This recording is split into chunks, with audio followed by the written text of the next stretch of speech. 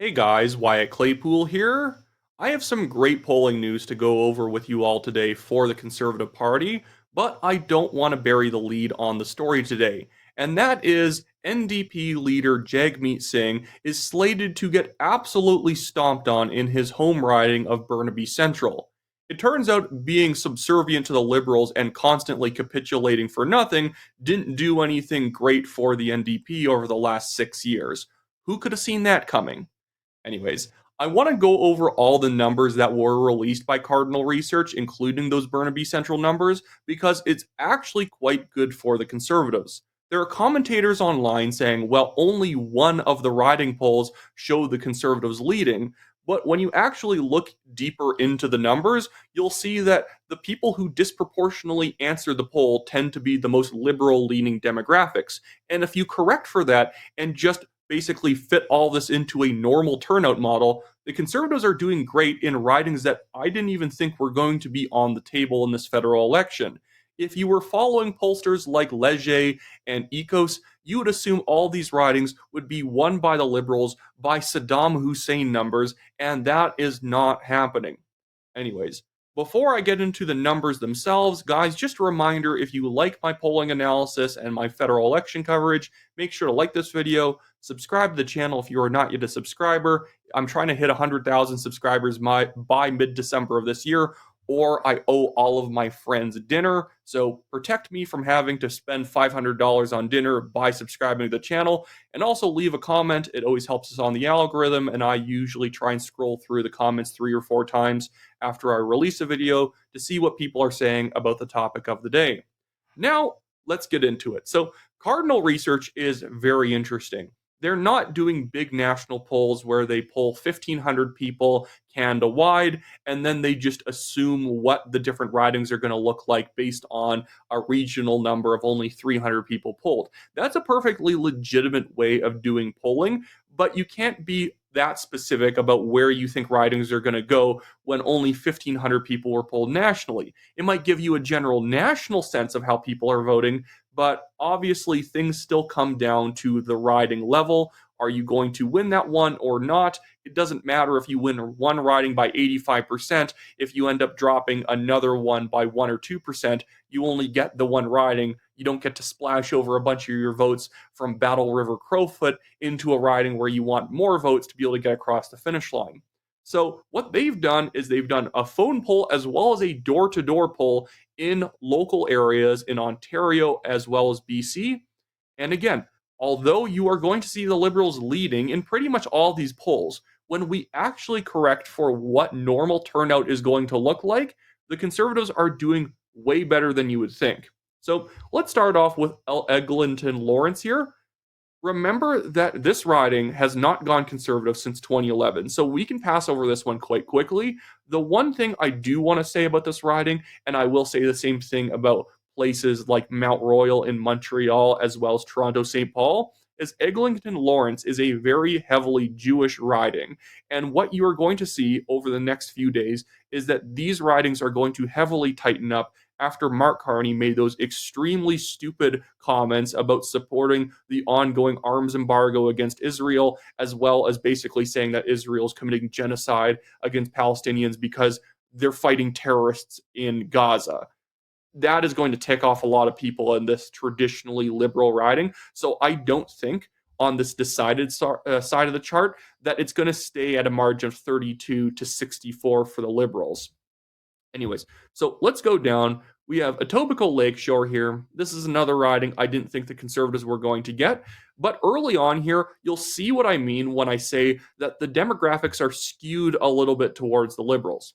Now, I'm going to say this is not Cardinal Research trying to skew it. They are just trying to pull several hundred people and then they just throw them into the results panel, and you can take that for what it is. Now, what we should be reminding ourselves here is that we're probably not in turnout going to have this many people being 55 and over in terms of age. Right now, if we were to break down the general proportions of voters, we are probably going to see about 42%, 40 to 45% of voters are going to be in the age group of 35 to 54. And we're probably going to see only like 20 to 25% of people in that 18 to 34 demographic. Naturally, younger people don't vote. But many of these polls are overestimating the 55 plus vote. Now, people over the age of 55, seniors in general, do vote way more than other demographics. You have a lot of time on your hands, you follow the issues. The problem for the conservatives is that a lot of people, because CPP becomes such a big issue in their lives, they tend to vote for the party that is going to increase or maintain benefits, and that tends to be the Liberals. NDP are too radical, and the Conservatives don't want to put as much money into like these social programs, and so naturally that demographic leans left.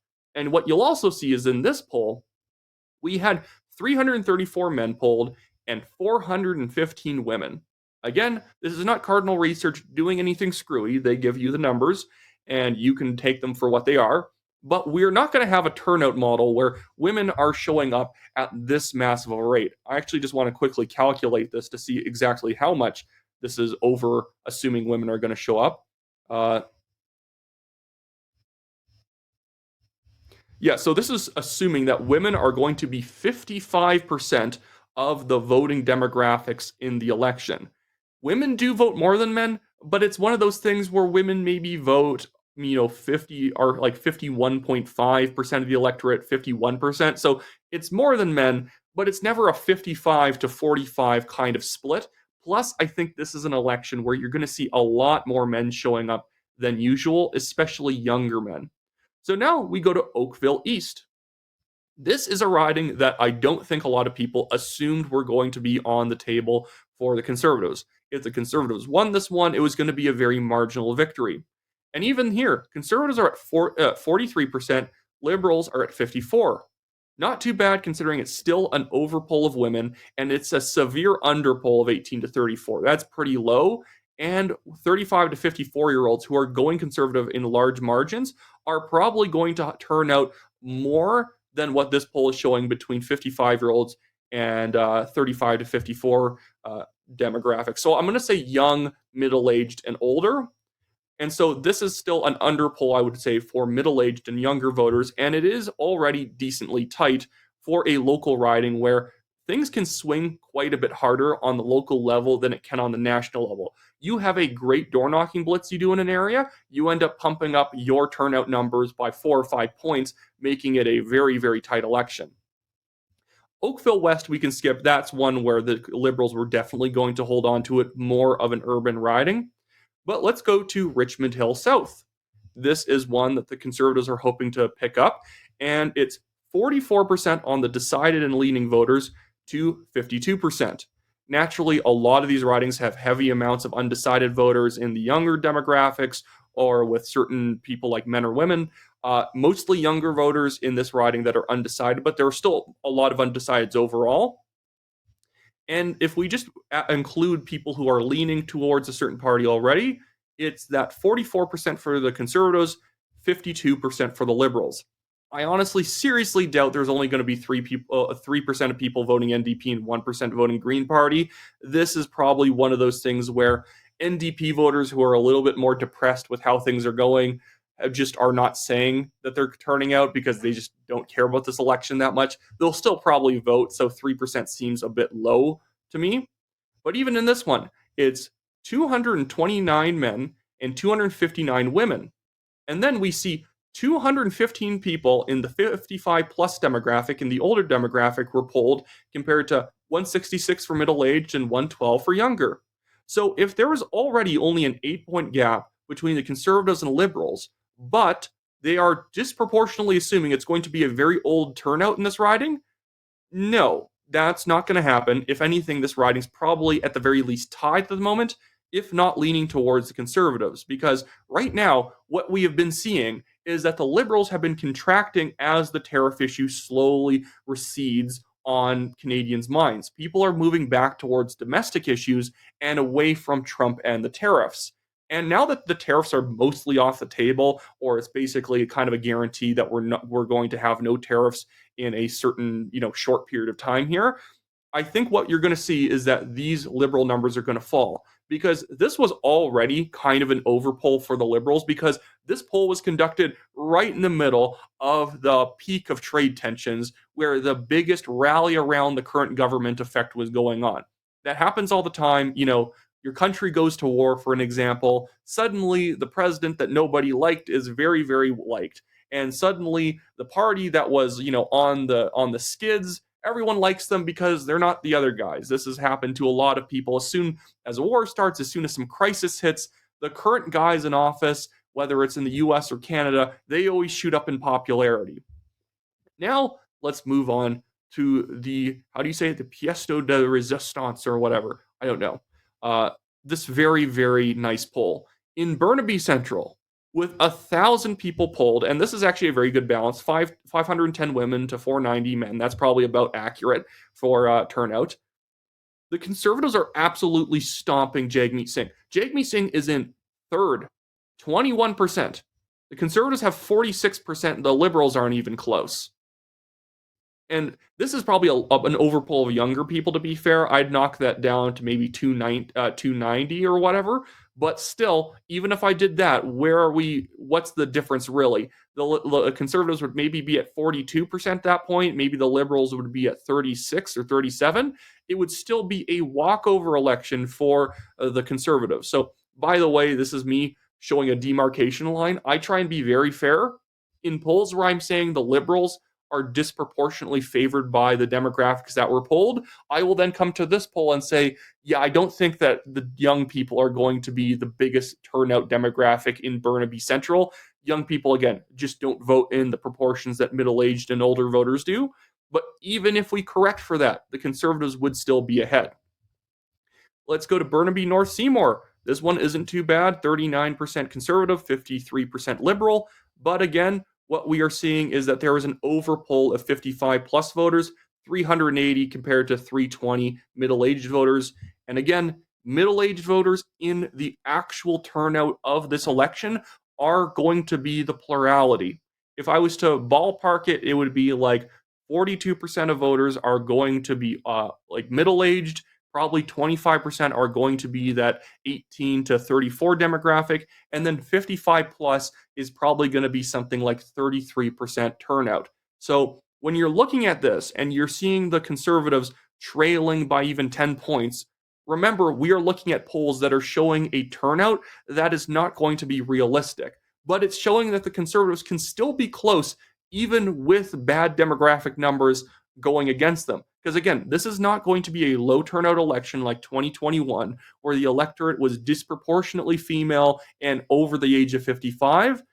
If we have higher turnout of 73% rather than 63 like last time, which is very plausible with all the young men showing up to the Poilievre rallies, we are going to see the numbers for the Conservatives really ramp up in these demos that they are doing very well in. And we might even be able to hammer down the Liberals' advantage with older voters going into the debates when Mark Carney has to prove whether or not he's an actual strong hand on the Canadian economy or he's just simply the guy replacing Justin Trudeau, which I think is going to be the conclusion a lot of people are going to draw.